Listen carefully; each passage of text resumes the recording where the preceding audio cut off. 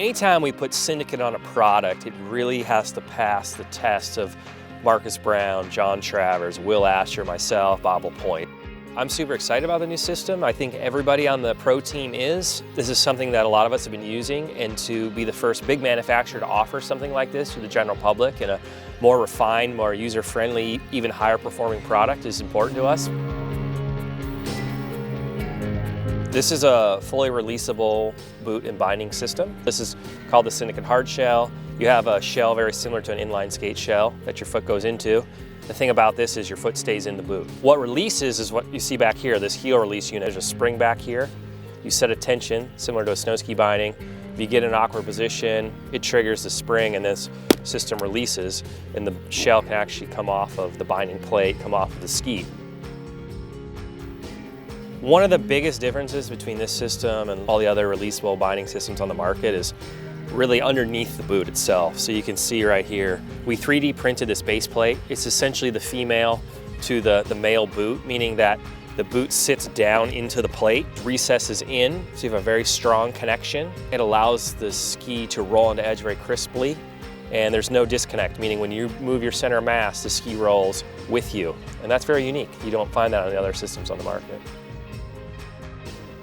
You know, we were a little bit dissatisfied with the liners on the market, so we made our own. We have a heat moldable liner. It has 6mm foam through the bottom. We have a neoprene toe box. We reinforced the areas where liners typically fall apart after a couple seasons, and we put the power strap on the top so that the liner tracks with the cuff. In the front, we developed a new stainless steel hoop. It's buffed on the edges, and then it's plasti dipped. So it has a nice durable shell, but the toe of the boot indexes into the stainless hoop, and it's much more streamlined. It has more connection points. That's one of the big advantages to this system. The other thing I really like about the shell is the plastic. The durometer is a little bit softer.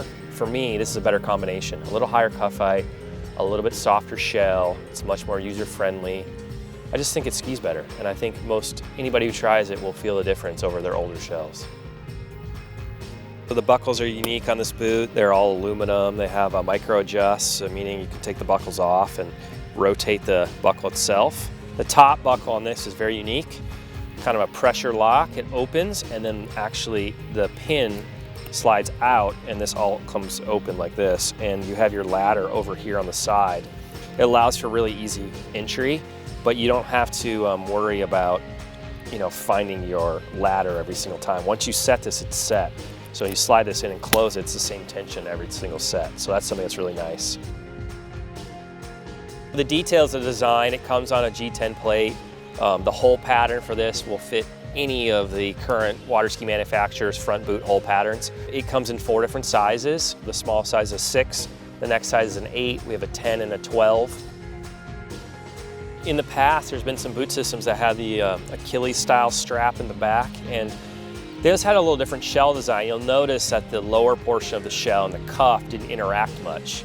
If you look in the inside of this, you can see more or less there's like what we call like a V-cut spine on the back of the lower shell portion. There's actually pretty high front on the lower part of the shell system. And that essentially acts as a stopper from moving backwards too drastically or moving forward too drastically. So as you move forward, that V-cut spine compresses, which is nice because it gives you that kind of like feedback and forward flexion we all like, instead of being completely free and just having a mechanical stop. That V actually slows the rate of forward flexion and essentially at a certain point becomes static. So that's something our design team was pretty stoked on, to have feedback and forward flexion, to have it be progressive, not so on and off, but to have enough force to overcome the release mechanism, and makes it very user-friendly to ski in. Even bigger than that, I think if you take a step back, I truly believe this style of binding with an injection molded shell and a releasable binding mechanism is the future of our sport. I equate it to snow skiing. Back in the 50s, people wore leather boots, and some ski racers got the idea to start using injection molded plastic boots, and it changed the game. I mean, you can't buy leather boots nowadays. So I really believe that, and I hope so anyways, in a couple years, that this is what the majority of people are skiing on, just from a comfort, performance, and durability standpoint.